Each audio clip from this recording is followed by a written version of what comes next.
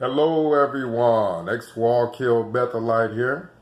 And let's just briefly talk about Jehovah's Witness women and how hard it must be. I mean, I'm of course not a woman. I've never walked in those shoes.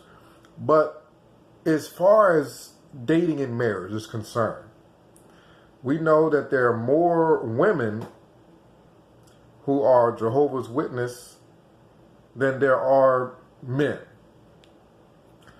And not only are the women's choices not as plentiful, but they can't even really, according to Watchtower, and that's who gives them their direction, select who they want amongst even Jehovah's Witnesses.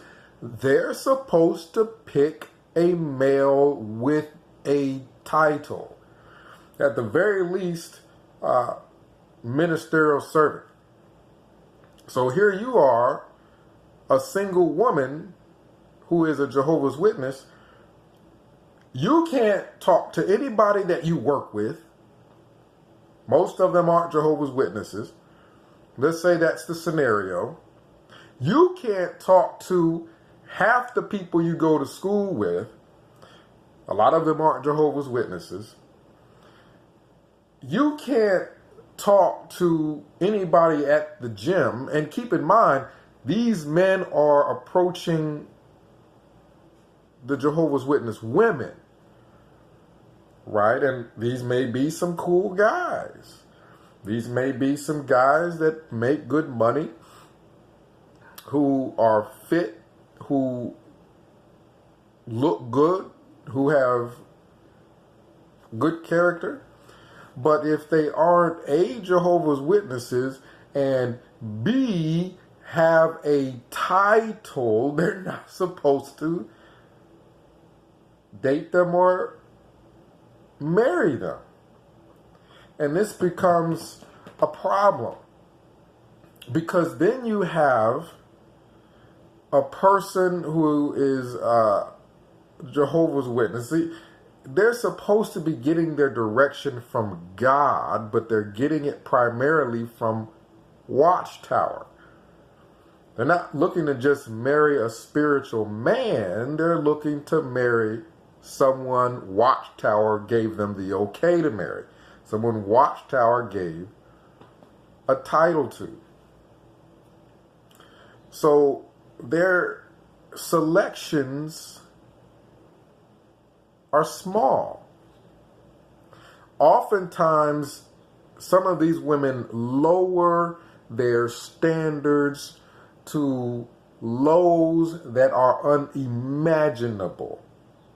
I recall people in the Kingdom Hall that were extremely odd. There was a guy that was extremely short. Nothing wrong with short guys, I'm sure. And he had some kind of a speech impediment. He had a lot of things wrong with him. But a lot of women, and this is what I was told, considered dating and marrying him because he had a title and because their selection was small. Why do you put yourself through that torment? Because there's nothing about a Watchtower title. There's nothing about a man who reads publications specifically printed by Watchtower that makes him more qualified than any guy at work or any guy at school or any guy that you see that you may have an interest in. There's nothing necessarily that qualifies a man that has been given a title servant who carries microphones back and forth in the Kingdom Hall. that sits in the chair in the back and counts the people in the kingdom hall. You see, this is what women, Jehovah's Witness women, gauge marriage material off of. The guy that sits in the sound booth and turns the music on when it's time to sing a melody. You're going to marry someone based off that? You're going to marry the guy because he's been carrying microphones and handing it to people who are ready to give a comment for years? Some of these guys, even though Jehovah's Witnesses, Watchtower is a cult, and the cult tends to eventually appoint almost any male that just stays there long enough. Some of these guys can't even make it in the cult. They can barely make it to be an elder in a cult. And they become a servant, so all they can do is carry a microphone, turn on the sound for Kingdom Melody, and this qualifies them then to marry any sister who is a Jehovah's Witness. This is how Jehovah's Witness women sometimes end up in bad marriages. You find out really quickly that men don't magically change because they read a Watchtower. Men don't magically change to become the perfect family man because they carried a microphone. Men don't magically change to become these perfect husbands because they've knocked on doors for a period of time. And again, men don't change to become these safe, marriage-worthy mates because they give a rehearsed speech on a stage where what they are to say was virtually given to them. Women who are Jehovah's Witnesses have got to be the most repressed people, even more so than the men are, because they can't wear the right thing. It's either it's too tight, the skirt it's too short. A woman can wear a dress that's not even revealing. Oh, that dress, I don't know if it's appropriate. So the women, they can't look good enough without the dress either being too revealing, too tight, too short.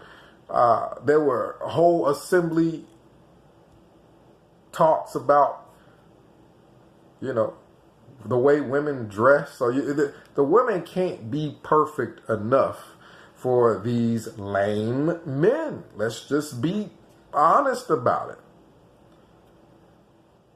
A lot of these men come to the cult. One of the primary reasons some of these men come to this cult and stay in the cult is because they know they're lame and they have their pick of any woman in this cult. Outside of the cult, they have to compete with other guys. But inside this cult, they don't have to compete. Why? Because women handcuff themselves in their selection and their ability to choose. Talk about a woman's right to choose. The women in Jehovah's Witness organization, they don't have the right to choose who they want to marry, really. They have to marry someone who is approved by other people. other people in the congregation? What would they think? From experience, a lot of people who, let's just keep it more personal. In my family, there was a guy who's an elder, and, a woman who married this elder, and it just ended in a divorce. Because this person's habits, as far as looking at other women and flirting with other women and all this sort of thing, it didn't magically stop because he read a Watchtower. It didn't magically stop because he's in a cult and they have to appoint somebody. So he got a title. See, this particular person who's an elder, the majority of the people in the family didn't even like the guy. The person who was an elder, that marriage ended up in a divorce, which was worse than a lot of the other marriages in the family who was not with an elder. Like, these titles, Jehovah's Witnesses, are almost superstitious with Watchtower. They believe that this organization of men almost magically change people when they are given a title.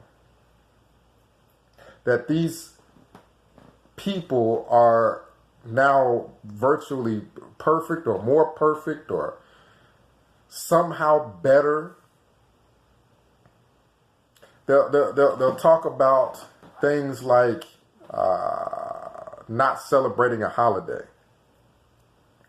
If that is such a big concern, you could marry any guy who didn't want to celebrate holidays. There's plenty of guys who don't believe in the holidays. So women's choice in picking a guy is actually far more vast than Watchtower will lead them to believe, because Watchtower needs to keep the cult going. They need women to marry these lame men. So Watchtower tells these women, you don't have a choice. Not only do you have to marry someone who is a Watchtower's witness, but you have to marry someone that we say it's okay because we gave them this meaningless title. The title don't mean the guy makes any more money. So a guy who has a lame job, who becomes a ministerial servant, that title, it doesn't mean he gets a raise at work. He's still got a lame job.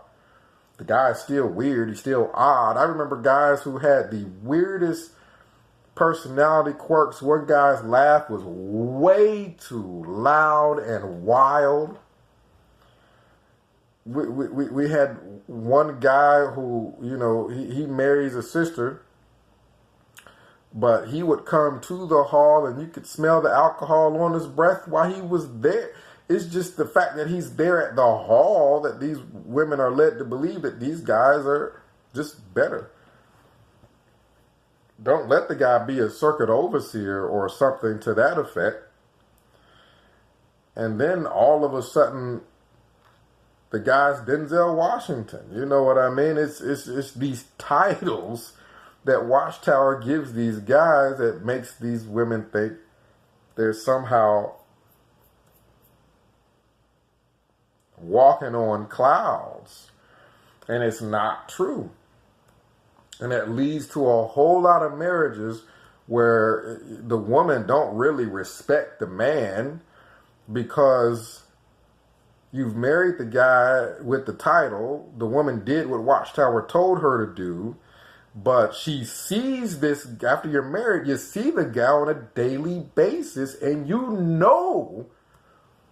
there's nothing about this guy that warrants any kind of respect at all. So you end up with women that don't really respect the guy that they're with. And you end up with people who are repressed, people who are not happy, people who are repressed and depressed. So it just amazes me how women who are in this cult, this Watchtower cult, can be so. It's almost like being in a prison, and your only selections are the people who are in the prison.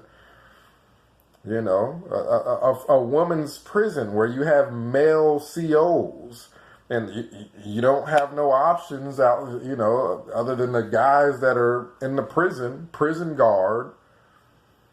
You know, a CO. I mean, it's living that repressed. You got all these women standing next to carts. I mean, that's not going to help with the repression. Standing next to carts. Knocking on doors. I can't speak for the women, but you end up in the same boat as any other woman. You're in a hall. You got guys in there trying to talk to women who are way too young, just like anywhere else. You got guys in there who are married, and they're trying to flirt with women who are not their wife, just like anywhere else. And then you got wives of elders, wives of ministerial service, and they're jealous of other women because their husband is flirting with them, so it must be the woman's fault. They don't go after their husbands. They want to go after the woman that their husband's flirting with. It's so obvious when you're in that environment that these men are no different from any other men outside of that kingdom hall. They just talk Watchtower jargon.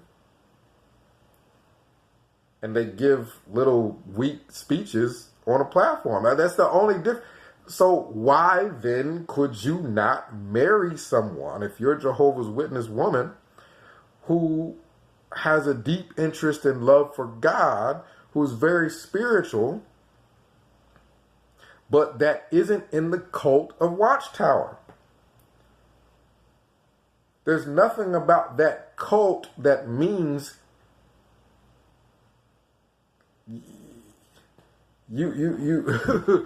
Jehovah, God is not limited to a small cult. So, of course, you know, Watchtower is going to tell you can't marry anyone outside of that cult, but there's nothing about being in that cult that makes a guy better than a guy outside of the cult. And of course, in Watchtowers, and they probably have videos or something to that effect, where they're going to try to give you the worst possible scenarios to try to scare women from marrying or dating someone who's not a JW. They want women to think the answer to everything, solution, is just marry an elder. But the reality oftentimes is the result of marrying an elder is worse than the result of marrying someone outside of Watchtower. So all these women are imprisoned in this cult, and God is not limited to a title that people put outside of a building. So there's no reason you can't marry anybody you want to. So comment down below. Let me know what you think about this. Again, I can't speak for the women. I just, from my perspective, couldn't hardly imagine.